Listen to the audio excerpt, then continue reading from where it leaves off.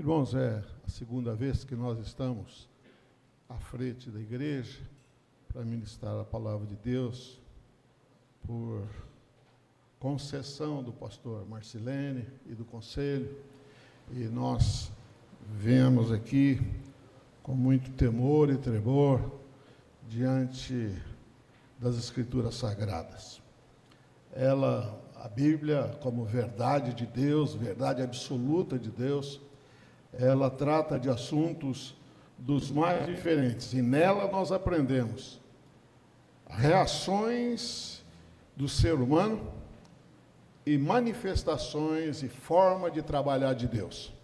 É na Bíblia que eu vejo isso, e você vê isso. Por isso que o conhecimento da palavra é sabedoria, não é? Porque nós aprendemos com os erros dos outros. Não é? Na Bíblia nós aprendemos com os erros dos outros. É isso que acontece. Diz que o inteligente é aquele que aprende com seus próprios erros. Mas o cristão é aquele que aprende com os erros dos outros. Não é? Nós não somos inteligentes assim nesse perfil. Não é? Nós temos um conhecimento que através das Escrituras, Deus abre a história e nos ensina. Quando me foi pedido que viesse aqui, eu pensei em falar com a igreja, estou falando agora, sobre a importância de voltar para a casa do Pai. Tenho saudade, ainda hoje eu ouvia um irmão, até que canta no quarteto, veio cantar aqui esses dias aí, né? Ele estava me falando que esteve aqui, o Paulinho, ele canta, acho que tenor, acho que é isso. E estava aqui, e hoje na hora do almoço nos encontramos, e ele estava falando da igreja, da unidade dessa igreja, e eu vi a responsabilidade que é estar à frente da igreja e compartilhar a sua palavra. O assunto que eu trato hoje é sobre a volta para a casa do Pai. É bom voltar para a casa do Pai, é muito bom, não é? Ali nós temos nós somos retroalimentados por memórias, nós somos fortalecidos, nós ali podemos perceber o tempo que ali vivemos, os relacionamentos que tivemos, e dada a vida, tomamos o nosso caminho, não é? E sentimos saudade dos nossos pais.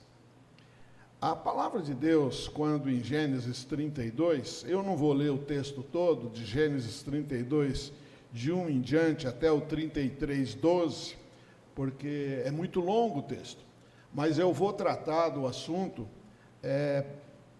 na medida com que eu vou tratando, os irmãos, as irmãs vão acompanhando.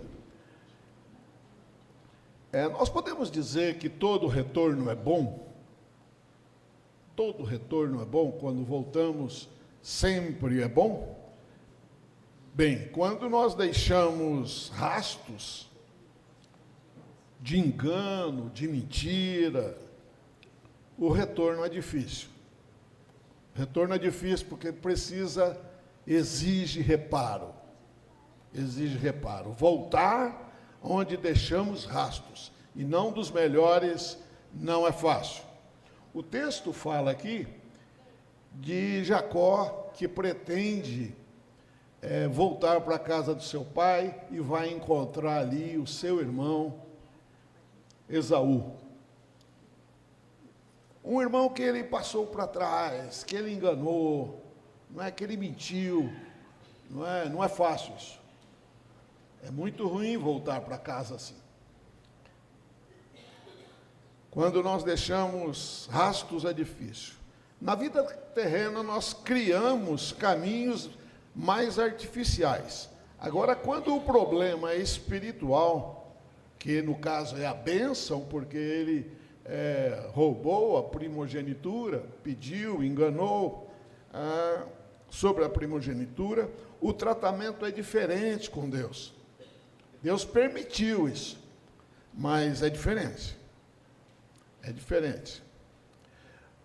Quando desobediência aos pais, quando desobedecemos aos pais, ficamos assustados e falamos manso em casa, obedecemos em tudo, e até esperamos um tempo quando os ânimos ficam acalmados para depois nós voltarmos para casa.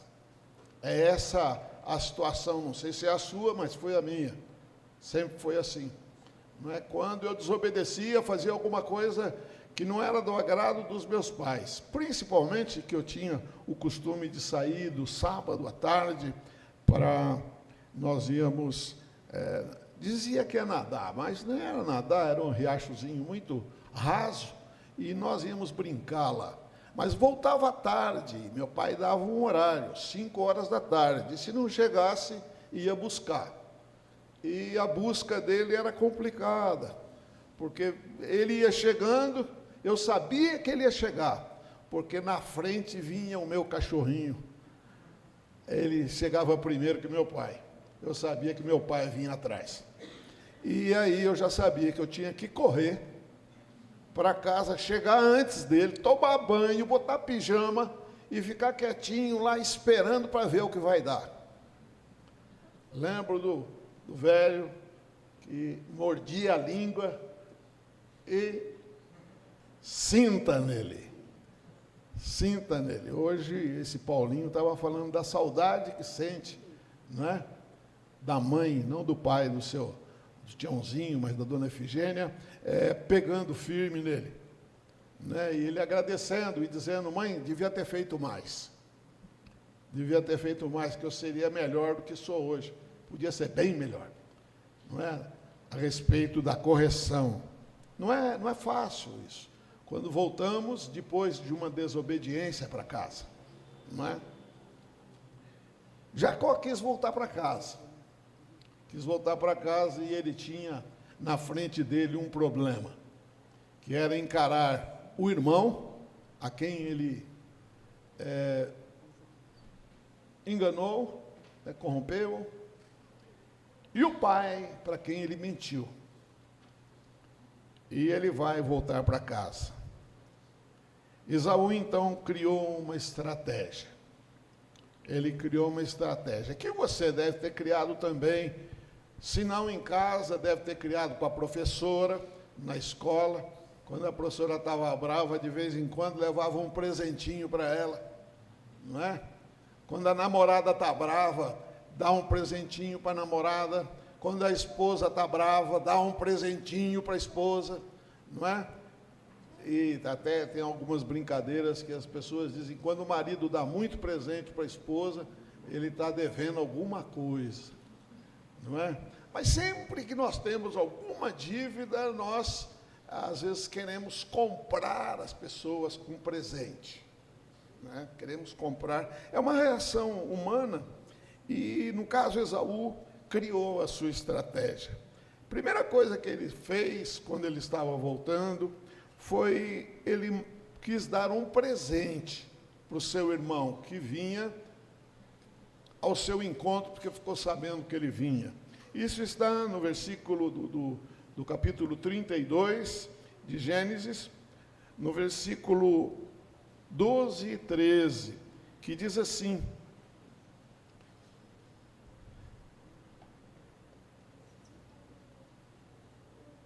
e disseste, certamente eu te farei bem-estar, dar-te-ei a descendência como a areia do mar, que pela multidão não se pode contar.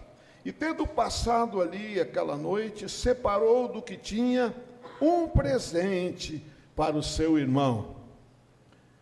Então, ele falou para Deus, olha, o Senhor prometeu que o Senhor faria de mim e da minha descendência, através do meu pai Isaque, como a areia do mar, seria multiplicada, e se o meu irmão me matar, eu não vou poder cumprir esse papel, eu não vou poder realizar aquilo que o Senhor determinou para mim.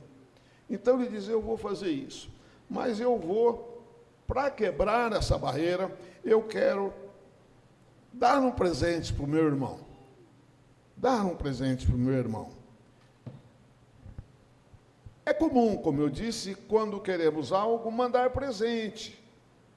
Jacó então orou assim, e assim enviou 200 cabras, 20 bodes, 200 ovelhas, 20 carneiros, 3 camelas com crias, 40 vacas e 10 jumentos, 20 jumentas e 10 jumentinhos. Esse foi o primeiro presente, ele mandou na frente, não é? Que ele mandou de presente.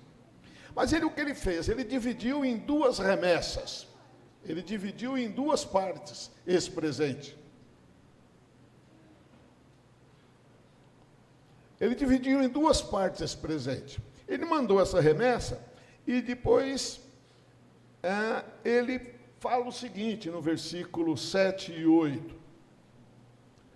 É o que ele está fazendo. Então Jacó teve medo e se perturbou, dividiu em 2 bandos o povo que com ele estava, e os rebanhos, e os bois, e os camelos. E ele disse: se vier Esaú a um bando e ferir, o outro bando escapará. Era esse o pensamento dele. Para tornar grandioso, então ele divide em 2 partes o presente, e se Esaú não aceitasse o primeiro grupo, o segundo teria tempo para fugir. Ele criou uma estratégia de dividir o presente.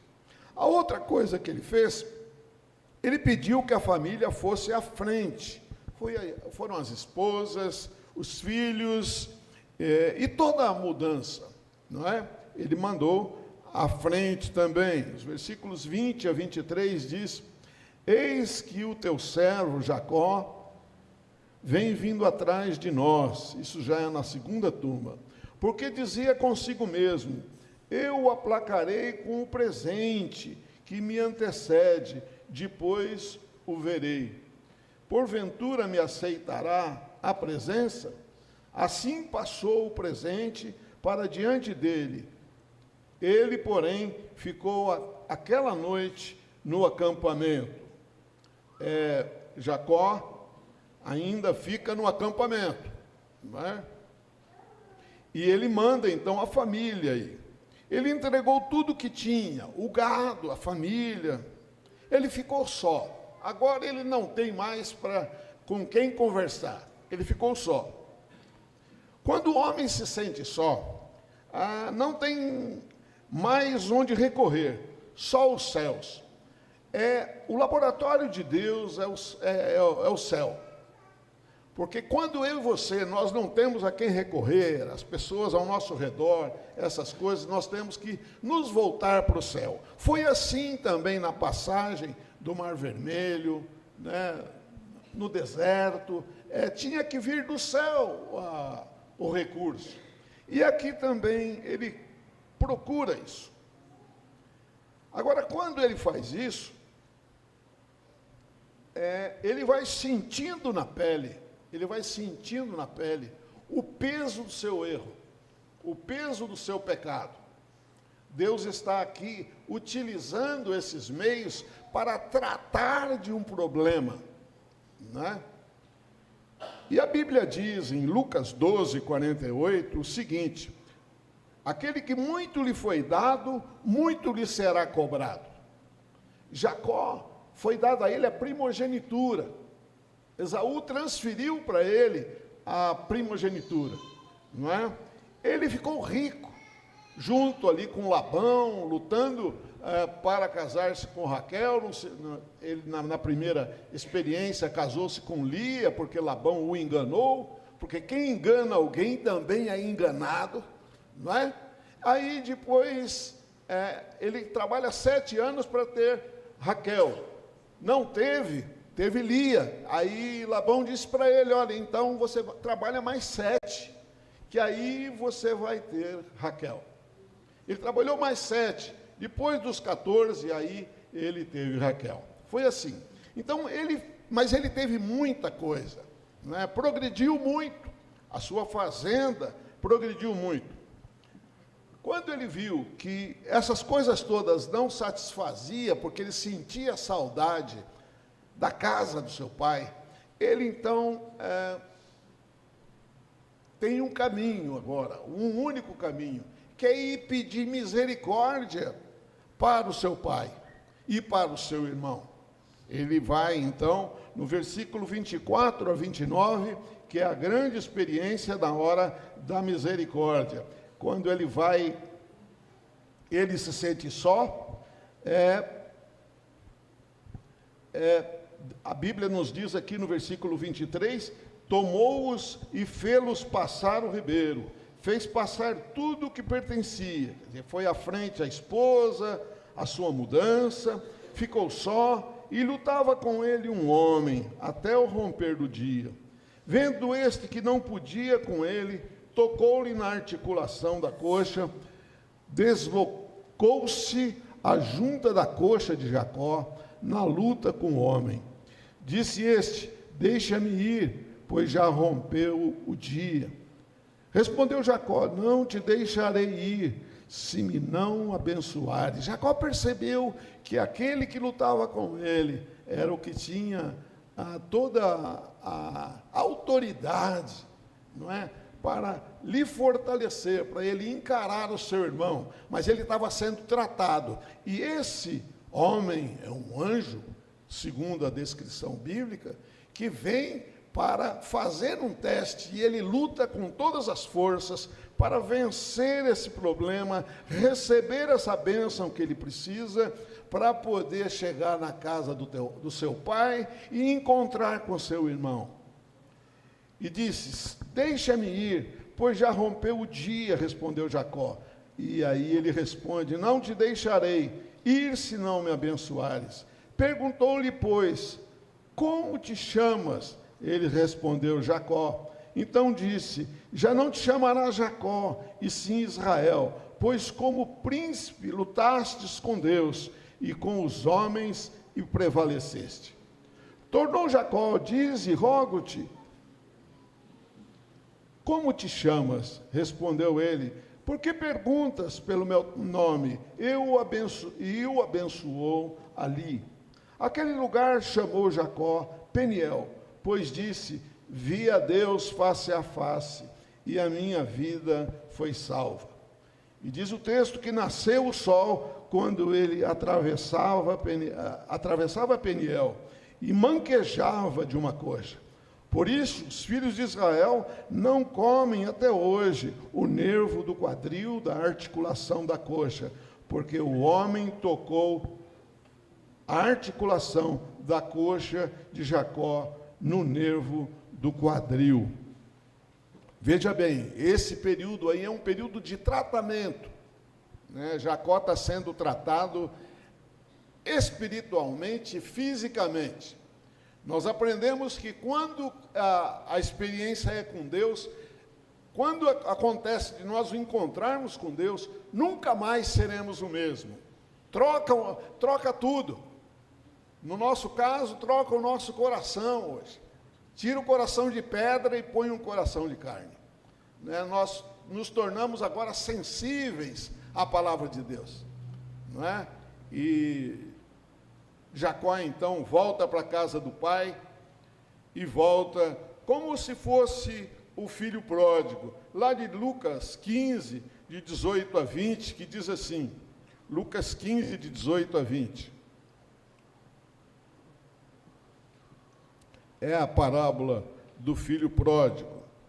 Vamos ver como que é a receita. Lucas 15, de 18 a 20.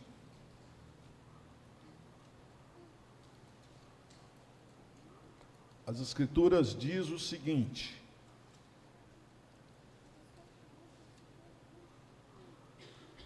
ele chega da mesma forma, é a postura de Jacó, essa mesma do filho pródigo, quando o filho pródigo diz, já não sou digno de ser chamado teu filho, trata-me como um dos teus trabalhadores, e levantando-se foi para o seu pai.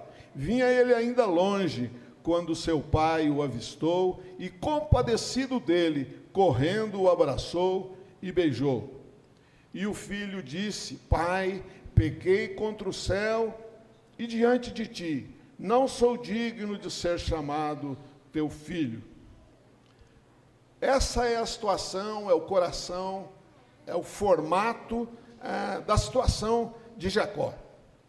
Ele está chegando e entendendo que ele não é digno de nada.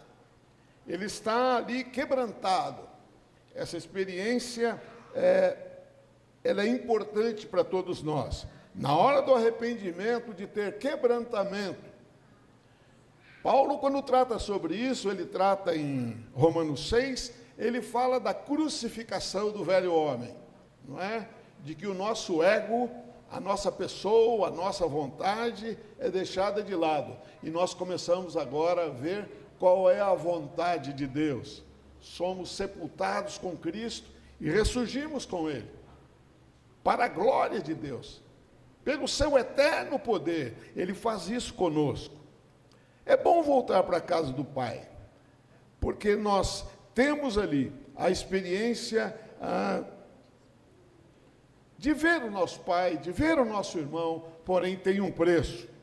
Ele reconheceu que tudo que ele tinha, a sua subsistência, os seus bens, a sua família, era para o seu dia a dia. E foi o pai que deu. O pai que deu, porque o pai foi que deu toda a experiência para ele aprender a viver. Então, ele, o que fez? Ele, nessa experiência de chegar até Esaú, o que ele faz? Ele despojou de tudo voluntariamente, ele mandou tudo na frente e ficou sozinho. Ele entregou tudo que tinha. Ele precisava também acertar os embaraços deixados para trás. Jacó precisava do perdão do irmão, para quem mentiu, enganou e aproveitou. Ele ficou esse período de 20 anos longe do irmão. Existe um pensamento nosso, e que paira muitas vezes na nossa mente, é que muitas coisas nós não acertamos e deixamos que o tempo cuide. O tempo vai cuidar. Perdão, eu não preciso pedir perdão. Eu posso esperar, o tempo vai resolver isso. E tempo não resolve isso. Com Deus, não. Com Deus, não. Nós precisamos do perdão de Deus, do perdão, no caso aqui, o perdão de Deus, no perdão do Pai, está figurado no perdão do irmão também. No perdão do irmão também. O tempo de 20 anos não apagou o problema.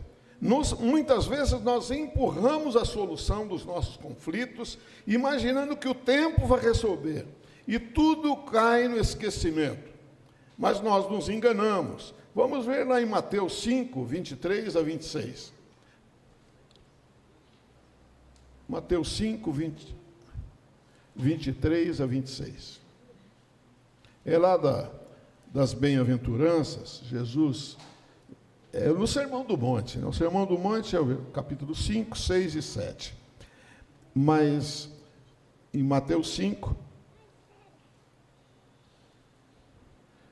lembra o seguinte, a palavra: se, pois, ao trazeres ao altar a tua oferta, ali te lembrares de que teu irmão tem alguma coisa contra ti, deixa perante o altar a tua oferta, vai primeiro reconciliar-te com teu irmão, e então, voltando, faze a tua oferta. É esse o caminho. Senão a nossa oferta, ela serve para a igreja, mas para Deus não. Aquela oferta que você traz com mãos sujas de sangue, sem perdão, para o tesoureiro, faz distinção se aquele dinheiro é de mãos limpas ou não. Porém, para Deus, Deus sabe todas as coisas. Ele conhece. Vai valer. Vai para o banco e vai ter crédito lá no banco com a oferta. Porém, para Deus, não vale nada.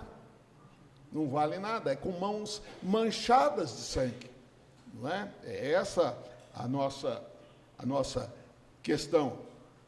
Nós precisamos aprender que com Deus nós não enganamos o Senhor. Muitas vezes nós empurramos, então, esses conflitos. Mas Deus mostra que o processo nosso está em andamento. E mostrou para Jacó também que o processo estava em andamento. Mas está próximo do seu final. Contudo, o acerto, ele é cirúrgico. Exige uma cirurgia, exige um bisturi, existe uma anestesia, existe retirar aquilo que está estragando naquele corpo. Então, Deus gosta de fazer cirurgia. E o tamanho da cirurgia depende do tamanho do problema. Às vezes ela é mais demorada. Tem cirurgia que é de 1 hora. Tem outros que demora 10, 11, 12 horas. Me lembro de um amigo meu que ia fazer a cirurgia do coração, acompanhei. Ele era lá de Londrina e na hora eu estava com ele ali na Beneficência Portuguesa, ele e a esposa, e ele médico também. Ele entregou o CD para o outro médico cardiologista, entregou o CD e disse: olha, está aí o CD dos meus problemas. O médico disse: olha, eu vim te operar, sabendo do que se tratava. Aí ele falou: tudo bem, então eu estou confiando, porque me disseram que você é o melhor cirurgião. E o médico foi operá-lo. Ele, como médico, olhou para o médico e disse: olha, é o seguinte, eu queria te pedir uma coisa, você começa e termina a cirurgia. Não comece a cirurgia e depois deixa para os seus auxiliares. Porque é comum o médico titular prepara a cirurgia, começa a cirurgia, depois deixa para que outros deem encaminhamento. E ele pediu isso e custou caro para o médico. O médico prometeu que não iria sair dali. O médico ficou quase 11 horas de pé, operando, porque ele tinha prometido para o Luiz Campanhã que iria fazer a cirurgia. Foram 11 horas de cirurgia. Então, existem cirurgias que são breves, mas existem outras que são longas. E tem cirurgias que Deus faz em nós. Ele trabalha em nós. E Ele sabe o tamanho do problema teu e meu.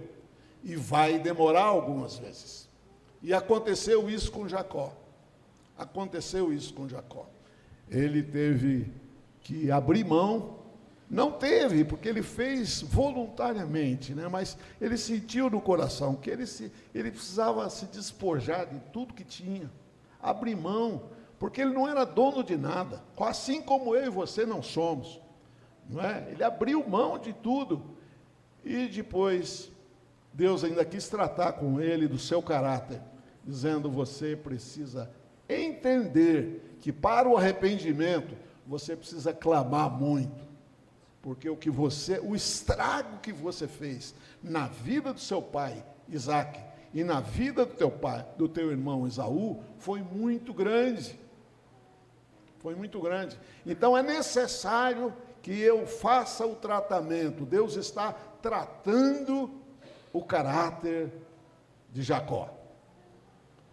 E muitas vezes nós estamos sendo tratados assim. Deus mostra que esse acerto, ele é cirúrgico. E para voltar para a casa do pai, depois de um bom tempo, precisa demonstrar sinais visíveis de arrependimento, para que venha a libertação integral. Viver com libertação, viver livre, é o que a Bíblia diz, que se Cristo vos libertar, sereis verdadeiramente livres. A Bíblia também registra que se confessarmos os nossos pecados, Ele é fiel e justo para nos perdoar os pecados e nos perdoar de todas as injustiças, não é? E nos purificar de todas as injustiças. Então, é necessário isso. Agora, Esaú representava a verdade. Representar a verdade não é fácil. Não é fácil. Principalmente para quem vai encarar aquele que está com a verdade. Eu não sei se você já teve experiência de encontrar-se com alguém que sabe que está te devendo, e ele sabe, não é? E ele corta caminho, ele atravessa a rua, não é? Faz que não te vê, não é? Não sei se pode ser que você já teve essa experiência, não é?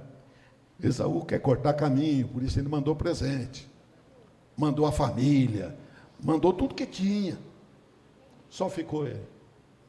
Mas aí, olha que só ficou ele, Deus disse, agora ainda falta alguma coisa, vem ainda um momento de lixa grossa, eu vou tratar do teu caráter, eu vou fazer você ser uma nova criatura, você vai ser uma nova criatura, o teu nome vai ser trocado. Era Jacó, vai se chamar Israel a partir de agora. A mesma experiência, semelhante, foi com Saulo, que Saulo vira Paulo. E tem empresta o nome para a cidade de São Paulo. É isso aí a história, né? Deus muda a história. Deus muda o nosso trajeto. Esaú, então, representava a verdade.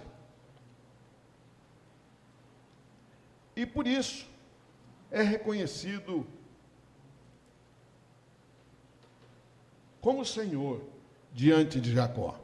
Jacó, quando se dirige aos empregados, aos familiares, mandando para falar com Jacó, quando Jacó, né, está vendo que está próximo, é isso mesmo, que ele está próximo de encontrar com Esaú, ele vai chamando Esaú de Senhor. Ele vai chamando de Senhor. Ele, inúmeras vezes no texto, ele chama Esaú de Senhor. Porque quem está com a verdade é um Senhor, Senhor da verdade. Isso faz nos lembrar o texto de Tito 1:9, que fala o seguinte: por que nós podemos exortar, admoestar um outro irmão? Ele diz lá, apegado à palavra, para que tenha poder ou autoridade, para exortar pelo reto caminho, como convém àqueles que contradizem. Não é? A verdade não sou eu, a verdade não é o pastor, o conselho, a verdade, ela é de Deus. E aquele que prega a verdade, que não é propriedade particular dele. A verdade, ela é de Deus. E eu estou falando aqui, verdade de Deus. Não é verdade particular minha. Estou dizendo como que Deus trata. Se nós gostarmos, é isso. Se não gostarmos, é isso mesmo. É assim mesmo. É desse jeito. A regra é clara.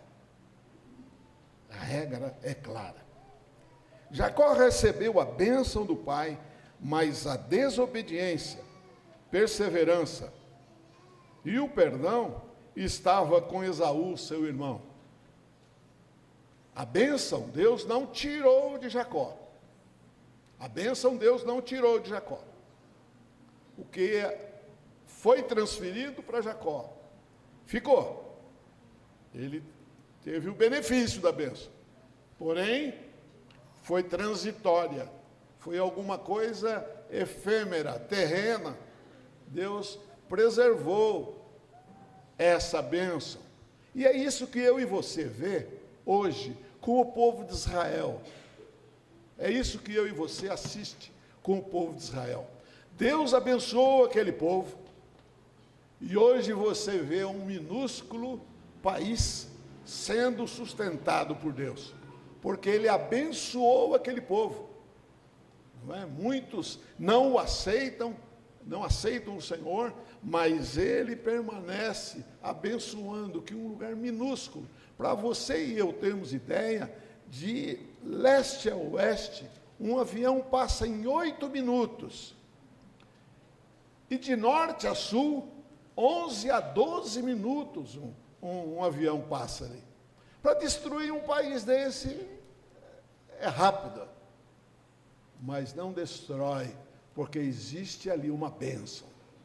desde 1948, que foi constituído o Estado, Israel usufrui dessa bênção, desse benefício de Deus ter abençoado esse povo. Já vem do passado, mas de 1948 para cá é o nosso tempo, da nossa década. Deus preparou então Jacó para encontrar com Esaú. Trocou seu nome de Jacó para Israel, e isso está no capítulo 32, versículo 27 e 28, lá de Gênesis 32. Gênesis 32, 37 e 38. É isso?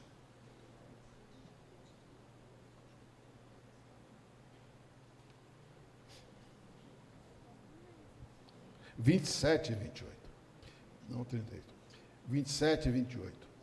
Perguntou-lhe, pois, como te chamas? Ele respondeu, Jacó. Então disse, já não te chamarás Jacó, e sim Israel, pois como príncipe lutaste com Deus e com os homens e prevaleceste.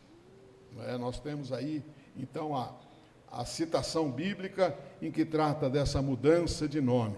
Jacó, então, se prostra por 7 vezes, beija seu irmão e chora de arrependimento. Está aí em Gênesis 33, 3 e 4, quando diz assim, e ele mesmo, adiantando-se, prostrou-se à terra 7 vezes, até aproximar-se de seu irmão. Então Esaú correu-lhe ao encontro e o abraçou, arrojou-se-lhe ao pescoço e o beijou e choraram. É o choro aí de arrependimento, é o choro de vergonha, é um choro de reconciliação. E Esaú está junto com seu irmão. Aí está o processo, não é, de mudança de alguém, não é? É esse o processo. Às vezes o seu, o meu foi menor, porque Deus achou por bem fazer assim. Mas esse é o processo. É o arrependimento, é a troca do coração, não é? Ele escreve um novo nome lá na glória. A Bíblia fala que nós receberemos um novo nome lá na glória. Ele recebe, nós recebemos um novo nome lá na glória.